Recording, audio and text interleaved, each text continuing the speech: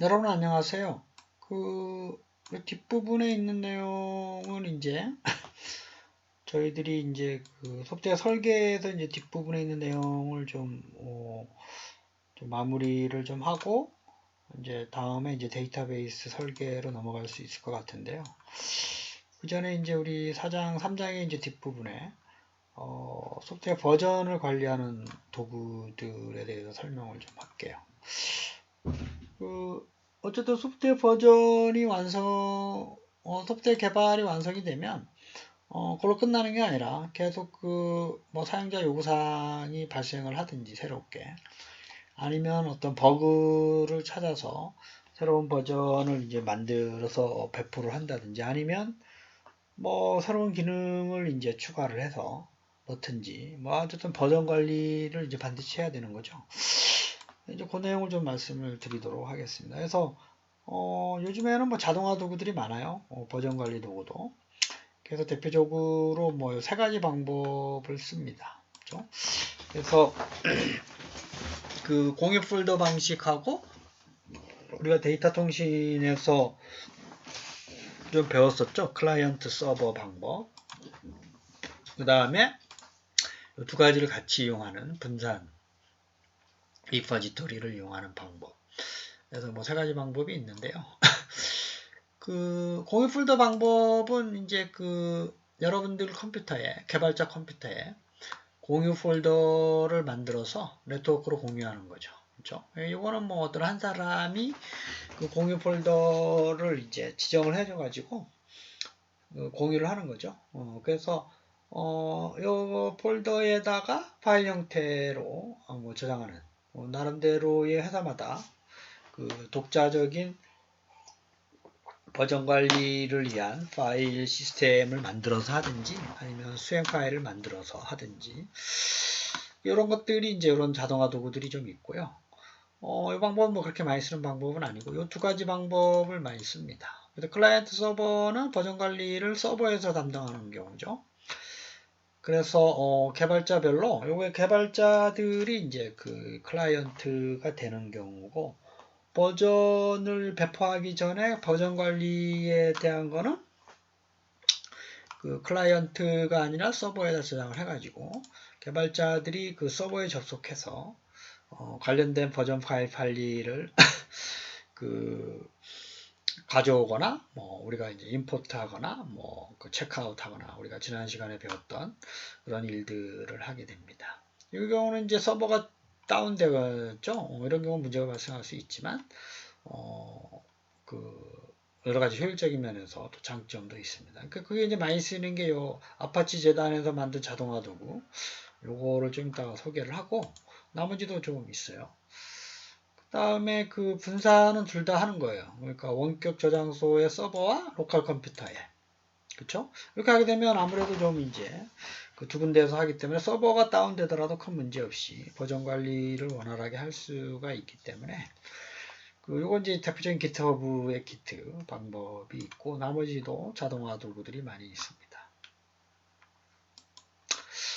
그래서 요 아파치 재단에서 만든 요 CVS가 대표적인 아까 말씀드렸었던 클라이언트 서버 방식이죠. 그래서 이제 요 서버에 이렇게 버전이 이제 이렇게 올라가죠. 뭐 올해, 그 다음에 내년 후반 이렇게 쭉 버전을 이제 만드는데 요 개발자들이 이제 컴퓨터에서 버전을 이제 가져와. 우리 체크아웃이라고 그랬죠. 그 다음에 수정하고 넣고 체크아웃하고 수정하고 넣게 하게 되면 자동으로 이렇게 버전이 이제 올라가게 저장을 이제 하는 겁니다. 이게 이제 서브 버전 자동화 도구예요. 이게 이제 기존의 CVS를 계산한 건데 지금 현재 아파치 소프트웨어 재단에서 관리를 하고 있습니다. 그렇죠? 이 저장소를 우리가 리파지토리라고 얘기합니다. 저장하다라는 뜻에서 그 다음에 뭐 서버에 반영할 커밋 가져오는 걸 체크아웃이라고 했죠. 임포트하고 난 다음에 이제 체크인, 체크아웃, 체크인, 체크아웃 이렇게 한다라고 말씀을 드렸었고 개발자들이 어떤 중심이 되는 디렉토리를 트렁크라고 얘기합니다. 트렁크. 우리가 차 뒤에 뭐 트렁크 안에 중요한 걸 많이 넣잖아요. 그런 의미에서. 그 다음에 이제 그 디렉토리 안에 여러 가지 폴더들이 있으면, 브랜치라고 또 얘기를 하고. 그렇죠? 그래서 뭐, 그 추가적인 원하는 버전 관리 말고 버전 외 관리 외에 추가적인 작업은 브랜치 안에 또 폴더를 디렉터리를 만들어서 계속 작업을 해나가는 과정입니다. 커미트 할 때마다 이게 자동으로 올라가요. 그래서 이제 자동화 도구라고 하는 거고요. 뭐 클라이언트는 뭐 윈도우가 됐든 유닉스가 됐든 하지만 얘는 이제 보통 유닉스를 합니다. 보안 때문에 보안 관리를 위해서 보안 관리를 효율적으로 하기 위해서 유닉스를 사용을 하죠. 그래서 이제 이거는 이제 소스가 오픈되어 있으니까 여러분들이 뭐 무료로 다 쓸 수가 있는 경우 예전에 있던 요거를 좀 단점을 많이 좀 보완을 했어요.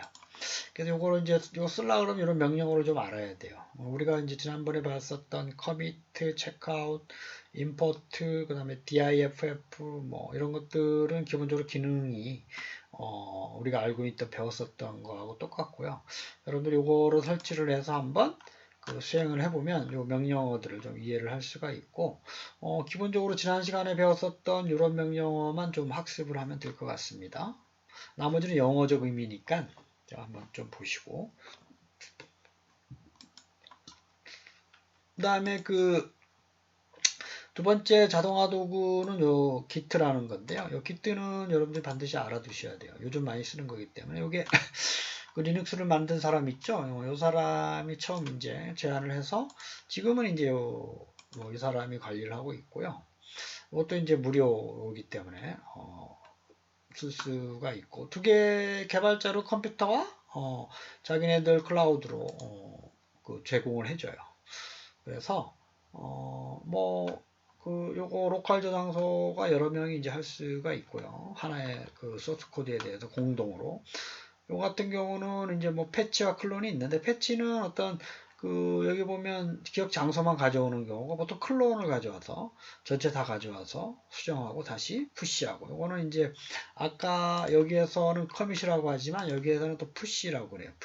푸시라는 명령어로 이제 쓰는 경우죠. 명령하고 좀 다르죠. 앞에 거랑. 이거랑 이제 아까 서브 버전하고는 좀 달라요. 하지만 개념은 똑같아요. 수행하는 개념은. 그래서 이것도 기트의 명령어는 요즘 이제 뭐 문제에 대해서는 이제 가끔 여기에 있는 기트는 워낙에 사람들이 많이 쓰고 하는 거기 때문에 명령어는 반드시 좀 알아두세요. 개념적인 거는 우리가 여기서 배웠었던 지난주에 배웠었던 개념적 원리하고 똑같이 여러분들 이해를 하시면 되겠습니다. 그래서 이제 기트는 이제 분산적으로 운영한 거기 때문에 이렇게 여기도 있고 여기도 있죠 버전이. 근데 여기는 버전은 없어요. 그렇죠? 이제 그 차이라는 걸 좀 유념을 하시고 서브 버전에서는 클라이언트 서버 방법이기 때문에 요거는 이제 로컬에도 있고 여기도 있는 거죠. 클라우드 형태로.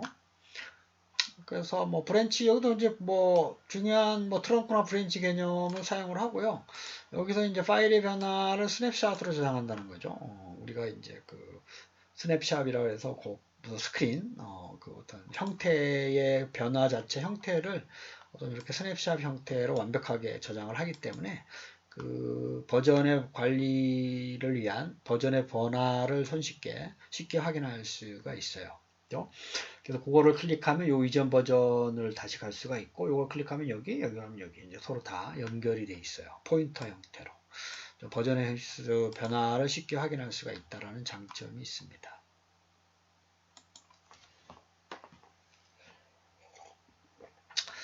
버전관리 도구에 대한 설명 중 옳지 않은 것은 이라는 건데 2번을 보면 클라이언트 서버 모델은 이제 서버가 다운되면 문제가 되면 이제 좀 버전관리 작업이 좀 힘들어지죠. 대표적으로 이제 요거 같은 경우 얘가 서버가 어떤 이유로 셧다운 됐다 그러면 요게 커밋을 할 수가 없어요. 하지만 요 분산 저장인 경우는 요가 셧다운 되더라도 요거는 관리가 되기 때문에 요 안에서 수정을 해놓고 나중에 푸시를 하면 된다는 거죠. 그 나머지는 요 세 가지 방법으로 되어 있다라는 거. 분산 방법은 로컬과 원격, 그쵸? 그 다음에 기트가 클라이언트 서버가 아니라 분산 저장, 그 다음에 SVN이라고 하는 게 클라이언트 서버죠. 그 얘기를 하는 거고 서브 버전이라고 얘기하는 게 아까 요거 클라이언트 서버, 아파치 서버 재단에서 관리하고 있는 거에 대한 설명입니다. 잘못된 것은이니까 그 서브 버전에서는 스냅샷을 저장하진 않죠. 이 스냅샷은 기트에 해당되는 얘기예요. 그러니까 그 서브 버전에서는 단순하게 커밋과 체크아웃을 해서 버전이 자동으로 일식 증가되게끔 하는 게 서브 버전의 자동화 도구에 대한 설명입니다. 나머지 거는 뭐 클라이언트 서버에 대해서 커밋한다라는 거, 트렁크라는 게 우리가 서브 버전에서 사용되고 있는 주된 디렉토리를 우리가 그 트렁크라고 얘기했죠. 트렁크에 중요한 걸 많이 넣고 다니잖아요. 그렇죠? 그렇게 좀 이해를 하시면 되고, 자, 그 다음에 이제 섹션 48에 보면 우리가 빌드라는 거는 지난번에도 설명했죠. 소스 코드 파일들을 컴파일 한 후에 모듈을 묶어서 실행 파일로 만드는 과정을 우리가 빌드. 빌드라는 말 자체가 뭐 만들다, 건설하다, 뭐 건축하다 이런 뜻이기 때문에 그 실행 파일을 만드는 거죠.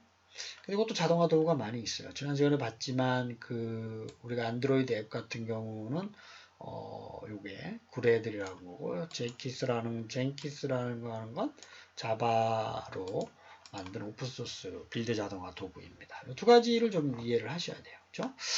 그래서 요즘 그 속재 개발 방법론의 어떤 애자일 환경에서는 작업 마무리될 때마다 모듈 단위로 나눠 가지고 계속 인테그레이션이 되고 있어요.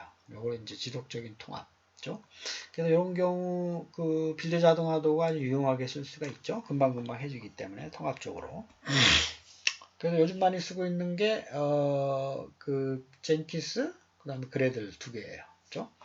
젠키스는 그 서버 기반의 도구를 사용을 해요. 이 안에서 이제 컨테이너 형태로 다양한 그 통합적 그 환경을 지원해주는 서블릿들이 이제 라이브러리 형태로 들어가 있는 거고, 그 뭐 이런 거 당연히 SVN이나 GIT와 같은 버전 관리 도구와 그 연동이 가능하고, 뭐 이런 것도 다 요즘 연동이 가능합니다. 그 다음에 요거는 그 GUI 형태로 있어가지고 그 설치해서 사용할 수가 있어요. 편하게 GUI 형태로.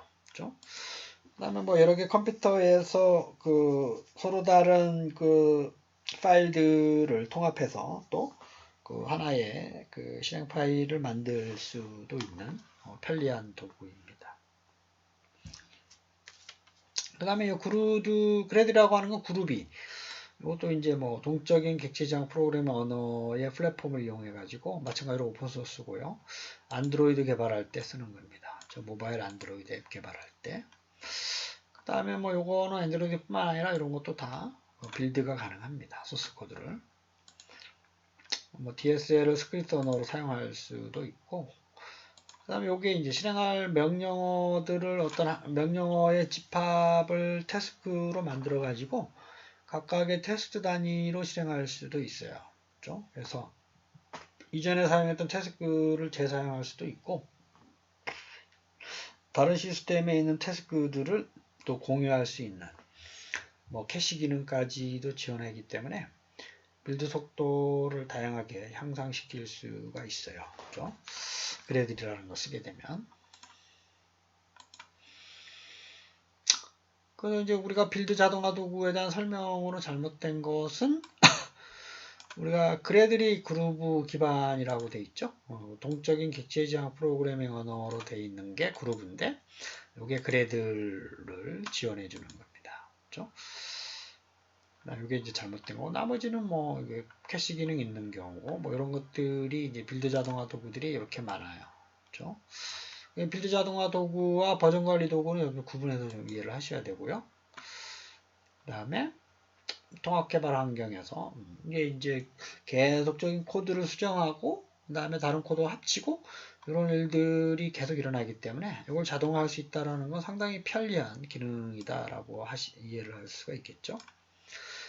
젠키스와 그래에 대한 설명으로 잘못된 것은 태스크로 나눠서 하는 건 그래들이라고 그랬죠. 젠키스는 태스크로 이제 나누는 게 아니라 그 각각의 소스 코드를 묶어서 서블릿 컨테이너 안에 넣어가지고 통합적으로 그 수행하는 그 빌드 자동화 도구이기 때문에 이건 잘못된 거고, 그래도 그루브를 이용한다는 거. 그렇죠? 젠키스는 이제 웹 UI가 제공된다는 거. 빌드 도구라는 게 뭐 이런 걸 하는 거죠. 그렇죠? 자, 이제 그 소프트웨어 개발의 뒷부분에 이제 그 사장인데요.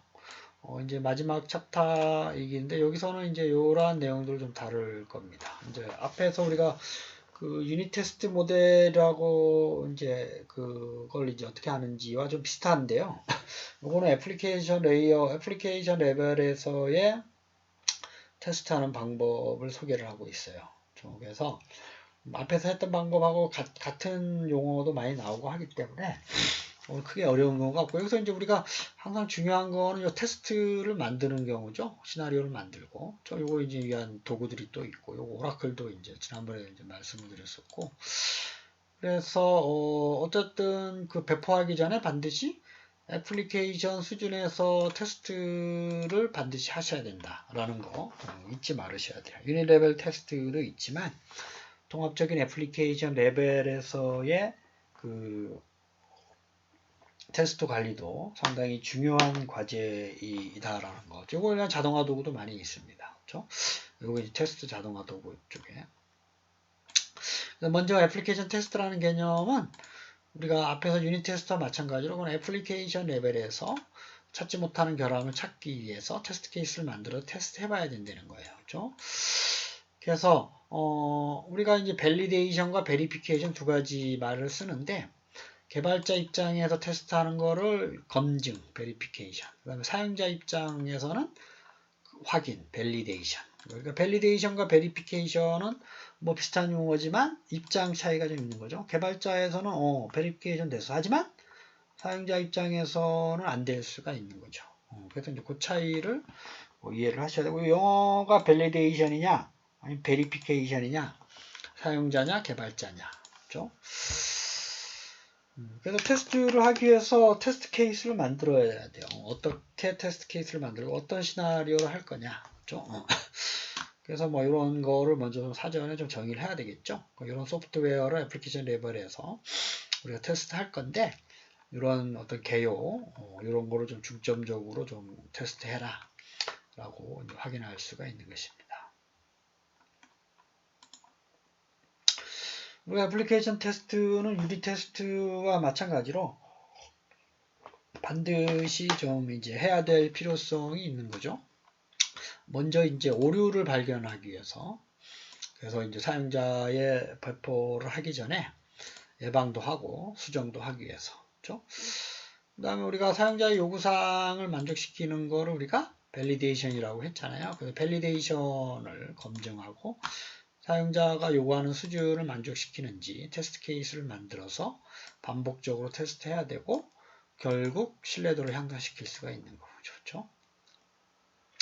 요거는 개발한 다음에 하는 게 아니라 하기 전부터 개발 애플리케이션을 개발하기 전부터 요걸 어떻게 할 건지 계획하고 시작을 해야 돼요.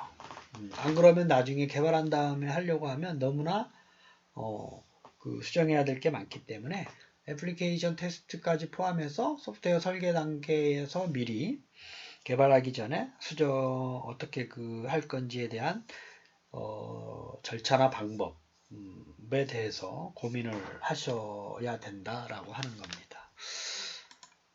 그래서 이제 이걸 미리 해놓게 되면, 효과적으로 또 수행하게 되면 앞으로 발생할 수 있는 비용이라든지 시간이 상당히 줄어들어요. 이걸 안 하게 되면 또 수정하고 또 테스트하고 하는 시간과 비용이 너무 많이 들기 때문에 이걸 반드시 하셔야 되는 거예요. 또는 결함이 있는 상태로 그 소프트웨어를 배포할 수는 없는 거니까 반드시 애플리케이션 테스트는 하셔야 된다는 거죠. 애플리케이션 테스트를 하기 위해서 뭐 8가지 기본적인 원리를 좀 차근차근 좀 읽으면서 이해를 하셔야 돼요. 여러분들 이거는 뭐 기사라는 테스트, 어떤 기사라는 과목의 자격증 취득을 위해서뿐만 아니라 일반적으로 여러분들 개발자 입장으로 이제 일하게 되면 그 테스트의